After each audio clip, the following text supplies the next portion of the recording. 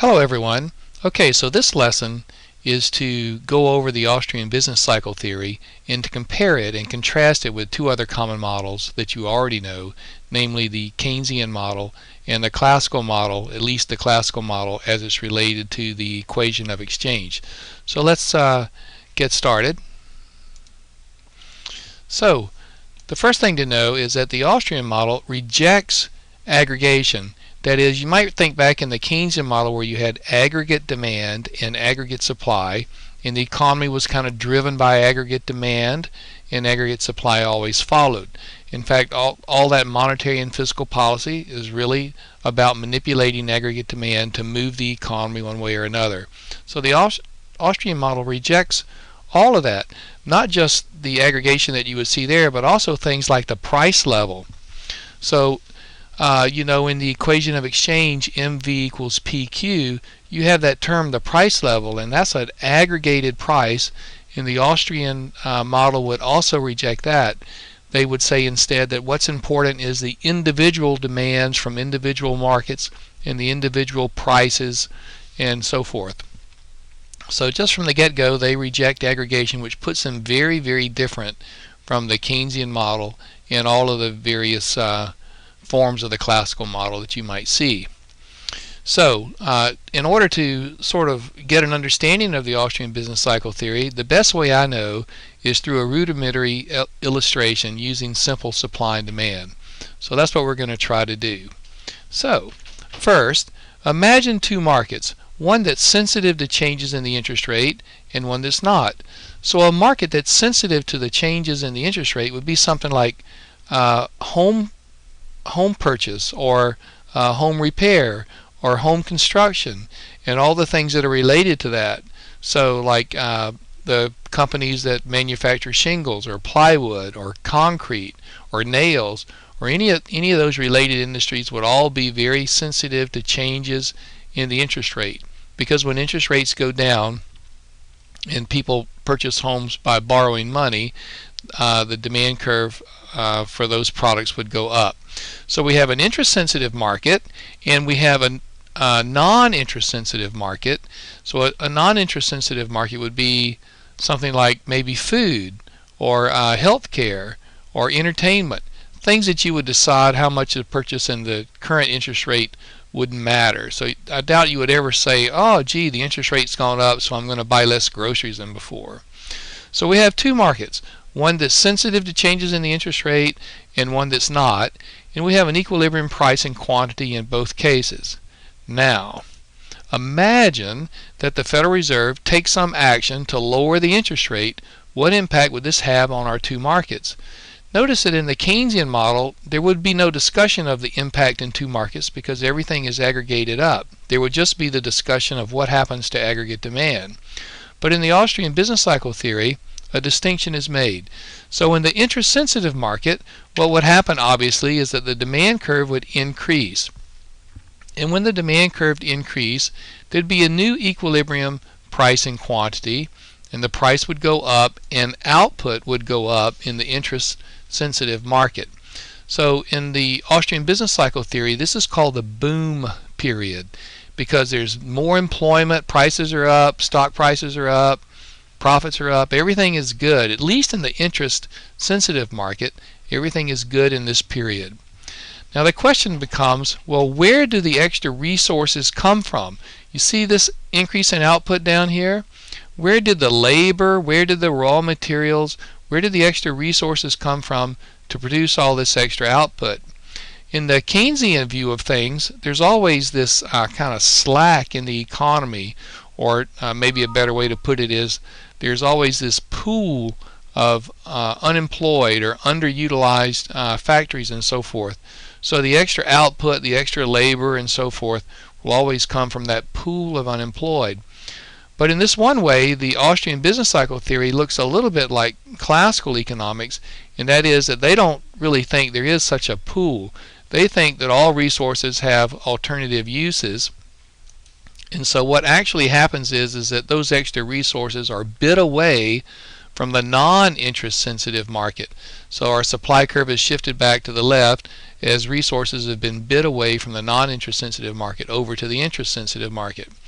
Perhaps a good way to understand this would be, imagine that you were working at a grocery store maybe over in Ladson, which is a small town near our campus, and you're making something around the minimum wage, and you get a phone call from your cousin who's maybe working construction in Atlanta, and your cousin says, "Whoa, man, we're making like $20 an hour over here, and we got more work than we can do. Here, move to Atlanta and make $20 an hour and give up that lame job you have working at the grocery store over in Ladson." And so little by little, resources would be bid away from the non-interest sensitive market, and of course a new equilibrium would be established there. And notice that prices have gone up in the non-interest sensitive market just like they did in the interest sensitive market, but in the interest sensitive market output increased, but in the non-interest sensitive market outputs decreased. So in the Austrian view, what really happens when the Fed takes action to stimulate the economy, maybe by lowering interest rates, is it stimulates some markets, namely the interest-sensitive markets, but at the expense of other markets. Resources are bid away from one market and into another.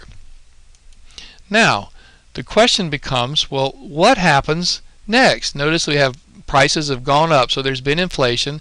The Fed can't maintain this unnaturally low interest rate forever, so eventually they'll have to reverse their policy and let interest rates return to their more normal level. And when they do that, the demand curve for the interest-sensitive product will shift back to the left like it was before. And instead of the price rising, the price now falls, and output then of course returns to its original level. This is called the bust part of the Austrian business cycle theory. You had the boom and now the bust, and that is workers are being laid off, contracts are being canceled, resources are laying idle, and people who have generally made plans, say in the construction industry, to use my example, now all of a sudden find that they don't have any work. It's quite painful. Now, in the classical view of how things work, all of this adjustment process happens pretty quick, and so while it might be painful, the time period of adjustment would be very short. And in this one way, the Austrian business cycle theory looks a little bit like Keynesian economics in that they claim that this adjustment process will take some time and the pain will linger for quite a while as all of those goods that were produced that were really unsustainable at that unnaturally low interest rate have to sort of find their way through the marketplace and get repurposed for other things. So as all those resources that are laid off finally work their way back into other markets, they will end up in some of the non-interest sensitive markets, which will cause that supply curve to fall back to where it was before. That is, as the worker who moved to Atlanta finally figures out, this was a bad idea, here I am in Atlanta, but I don't have any work, and the worker moves back, say to Ladson, gets their old job back and so forth, supply curve will return, and the price in the non-interest sensitive market will return to its original level, and output will return. So this is called the bust period, while it's quite painful for all these adjustments to occur. Now, the Austrian business cycle theory will go farther and say what happens next is that the Federal Reserve will again take action to lower interest rates and begin the cycle over and over and over again. And I've left you a little video that I didn't produce, but a little cartoon video that I found that sort of shows that cycling nature. So finally, let's get a little summary of what's going on here. So first, unlike the Keynesian and classical models, the Austrian business cycle model rejects aggregation in all of its forms now, not just aggregate demand and aggregate supply, but also the concept of a price level. But, like the classical model, the Austrian model assumes all resources have alternative uses. That is, resources aren't laying idle like they're assumed to be in the Keynesian model. So, when the interest-sensitive industry was stimulated, the resources that they needed for that extra output had to come from somewhere, and in the Austrian business cycle theory, they are drawn away from other markets.